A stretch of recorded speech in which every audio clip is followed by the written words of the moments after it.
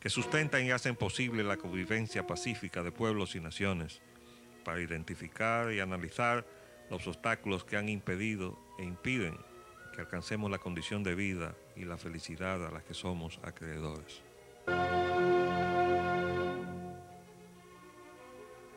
Saludos dominicanos en todo el territorio de la República. Hoy, lunes 15 de diciembre del año 2003, les traemos otra edición de Agenda Nacional que les llega por Teleglobo, Canal 19 UHF, Canal 19 del Láster y Canal 46 de Telecable Nacional. Les habla Leopoldo Espaillat Lanita. Para llevar adelante este programa contamos, como siempre, con la ayuda y colaboración de nuestro amigo el licenciado Roger Lorando Piña. Muy buenas noches. Buenas noches, ¿cómo ha estado? Bueno, tenemos noticias que están en todos los periódicos desde ayer. Todos los medios. Todos los medios. Cae Saddam Hussein. Saddam preso. Son varios titulares de la prensa de hoy en la mañana. Capturan a Saddam. Estados Unidos espera que cesen ataques de resistencia. Los iraquíes quieren juzgar a Saddam Hussein. Y hoy lunes dice también, Saddam se muestra desafiante durante los interrogatorios.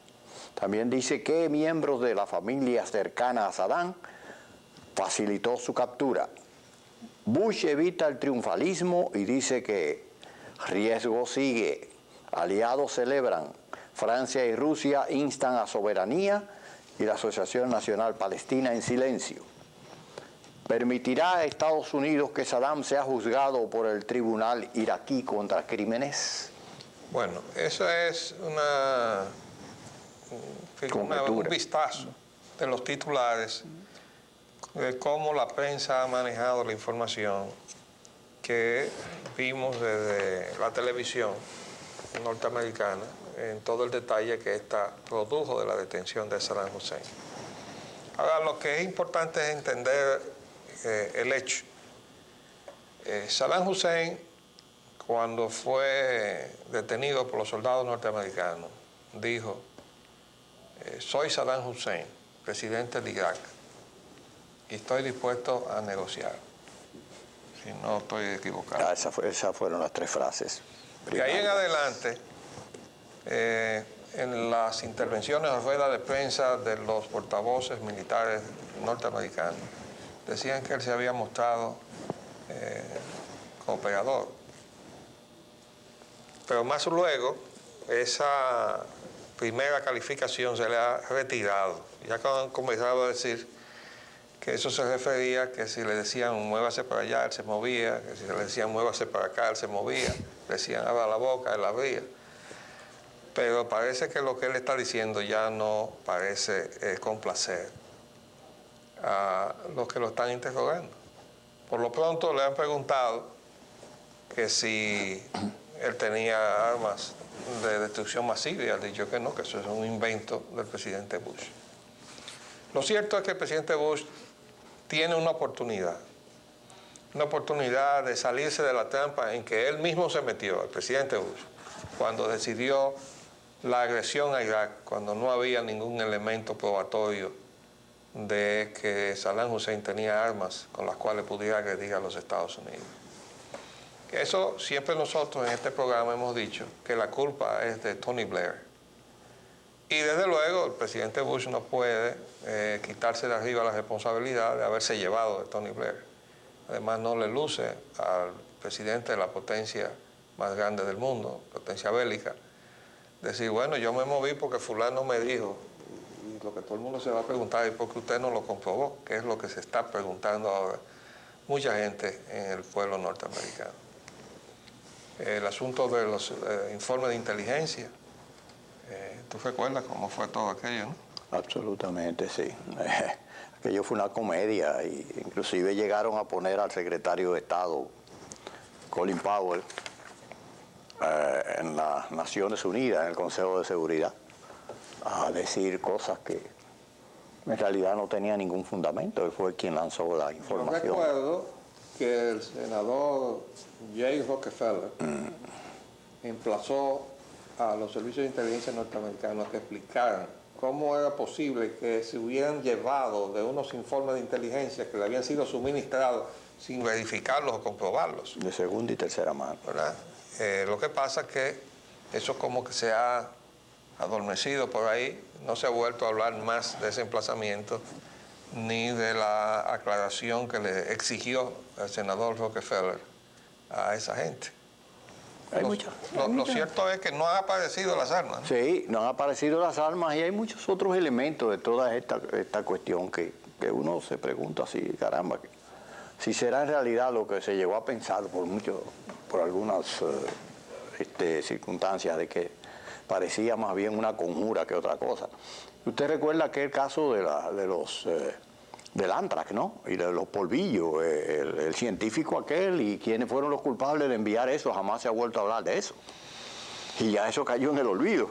Entonces todo esto relacionado con esta cuestión de las acusaciones y de que la posibilidad de que las armas de destrucción masiva fueran a destruir parte de la población norteamericana, porque eso fue lo que quisieron darle a demostrar con esa pequeña muestra de Antrax que le enviaron, esa y otras cosas más, porque fueron enviadas específicamente. Lo único cierto que apareció, de acuerdo a toda la información que nosotros hemos documentado en la prensa norteamericana, con relación al Antrax, es que la cepa eso sí es exactamente la misma que la que tienen en sus laboratorios el Pentágono y la CIA. Para uso militar. No, la pregunta que todo el mundo tiene necesariamente que hacer es para qué la tienen, ¿no? Entonces se ha dicho que, bueno, tenemos ahí armas de tipo biológico o de guerra biológica o bacteriológica y se ha dicho que no, es que estamos investigando. Bueno, pues también en nuestras informaciones que hemos sacado del internet y de la prensa norteamericana se vio como había todo un almacén donde estaban depositadas esas armas en suelo norteamericano. Si eso hubiera sido de alguna manera impactado con algún explosivo, ¿cuál no hubiera sido la consecuencia a los norteamericanos? Porque se estaba hablando de la posibilidad de que Saddam Hussein pudiera tener esas armas en Irak y que desde allá pudiera agredir a los norteamericanos. Resulta que las armas estaban en suelo norteamericano. Entonces se han ido destruyendo. O sea, después que se ha puesto más o menos en conocimiento generalizado que esas armas están ahí, entonces han ido poco a poco destruyéndolas. No se sabe en qué grado, en qué proporción. Pero volviendo al punto, sí. Así, en esta primera impresión sobre los hechos, entendemos que el gobierno de los Estados Unidos, con el presidente Bush a la cabeza, cometió un enorme error cuando decidió, sobre la base de una presunción, con lo que ellos llamaron la política de preemptive, que no es preventiva, porque preventive es una cosa, pero preemptive, que quiere decir, es otra cosa distinta, que es un ataque para desarmar una posibilidad de ataque. Es decir, es una cosa que se basa en una presunción. Y nosotros buscándole una traducción al castellano, que no la tiene por ninguna parte, le llamamos agresión por presunción. Es decir, usted presume que fulano de tal me va a dar un tiro, entonces yo saco un arma y le doy un tiro. Y a la hora de no, el otro no aparece con ninguna arma. Para empezar. No, lo que pasa es que eso se ve a cada rato, hasta en las películas que a uno le sirven, ¿no? En la televisión. Que los policías cuando tienen que dispararle a otro, a un sospechoso, tienen que tener mucho cuidado de estar seguros de que el otro tiene un arma en la mano, porque si a la hora de no aparece el arma en la mano del sospechoso que ha sido herido por un policía, entonces ese policía puede incluso perder su posición o ir a la cárcel.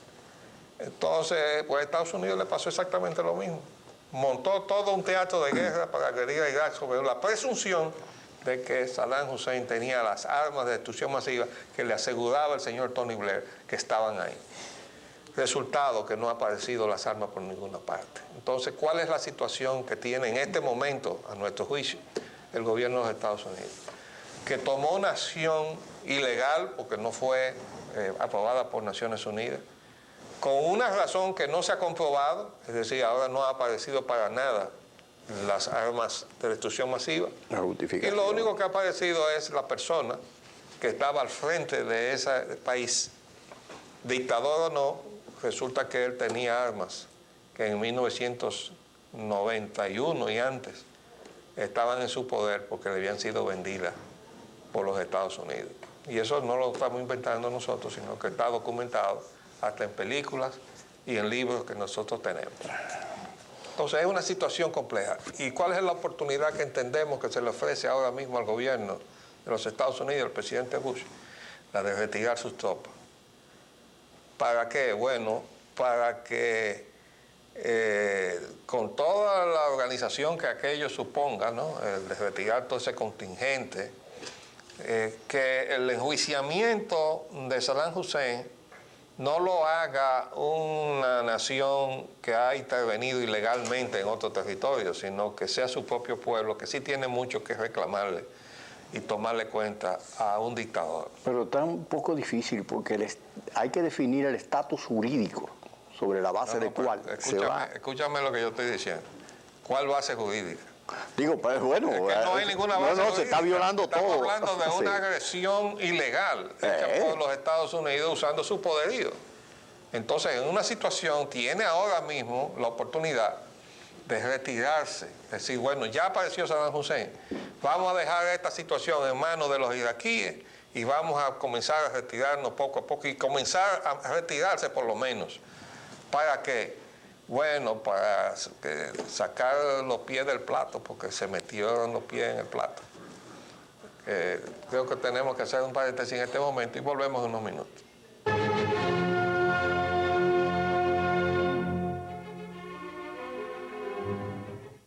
Pues bien, amigo Roger, para terminar con este tema, creo que debemos decir que también el retiro de las tropas de los Estados Unidos y de todos nuestros países, incluyendo República Dominicana, que nos prestamos a ir a hacer causa común con lo que es un acto de agresión a un país que está prohibido por la Constitución de la República Dominicana.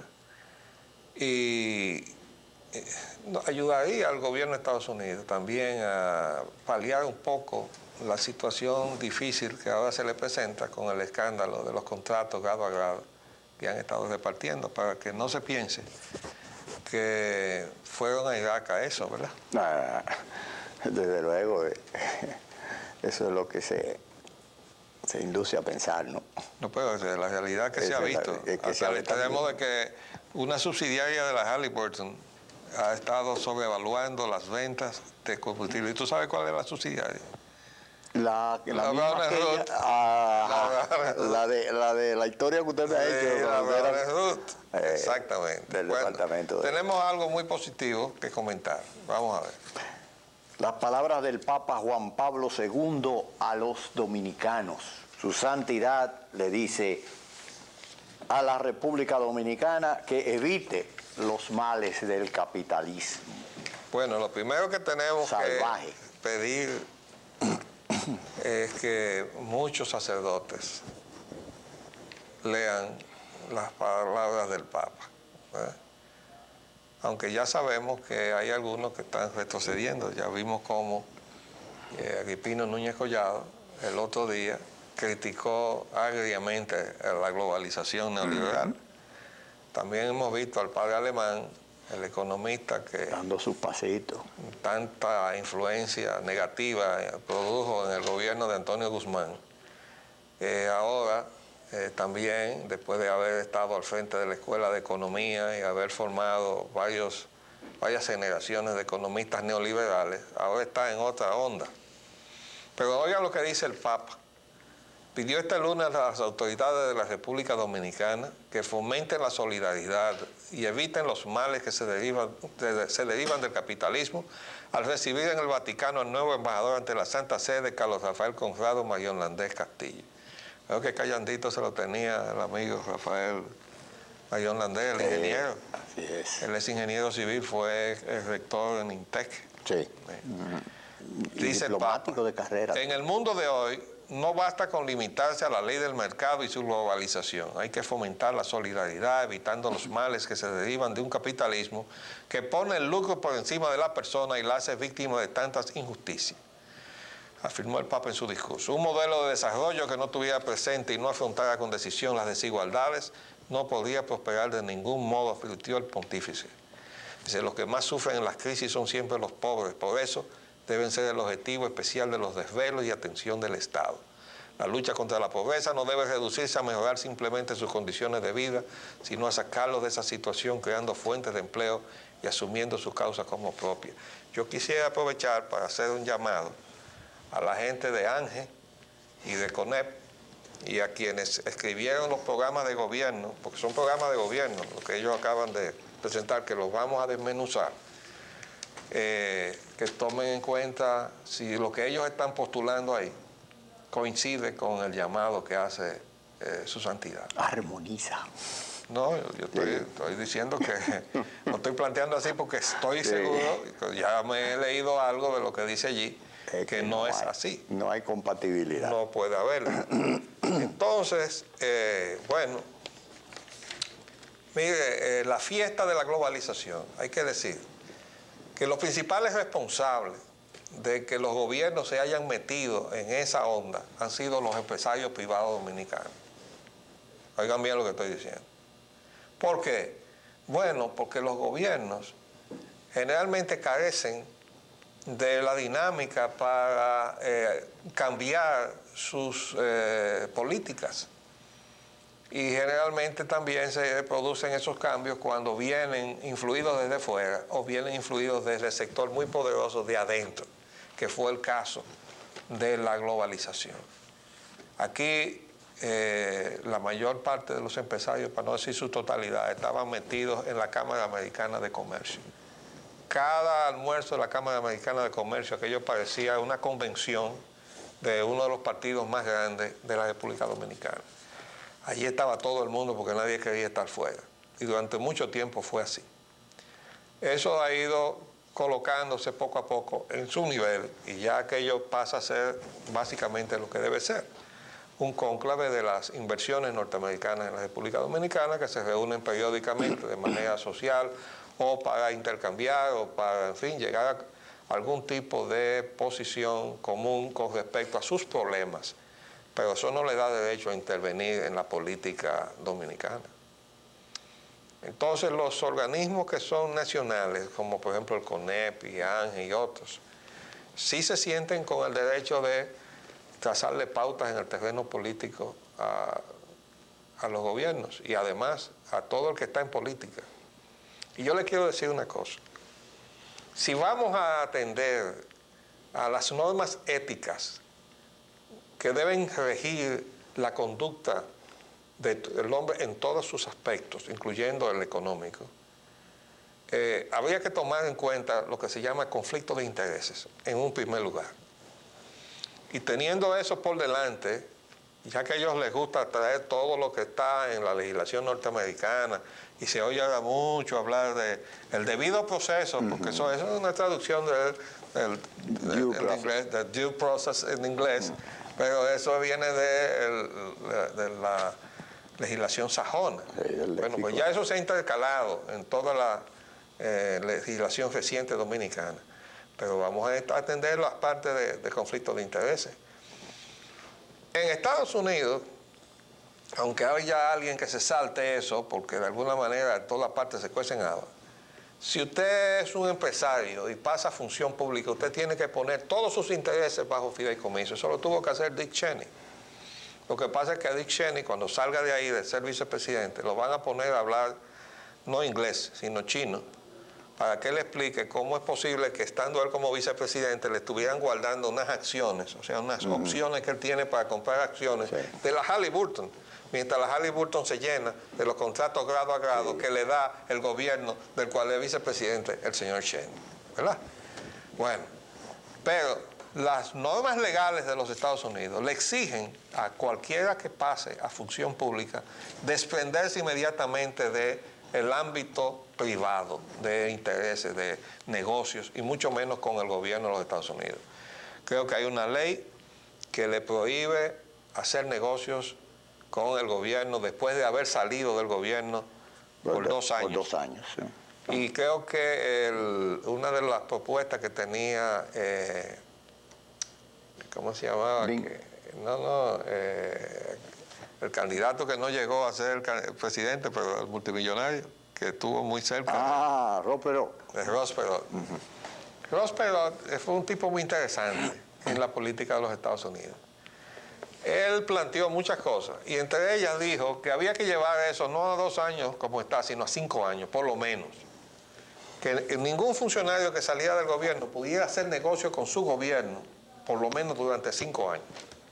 ¿Por qué? Bueno, para que no suceda lo que hizo un subsecretario de Asuntos Latinoamericanos, que recién salido de allá, de su cargo, pasó por aquí a tocar la puerta del presidente Balaguer para hacer negocios, proponerle una oferta en el negocio eléctrico fue.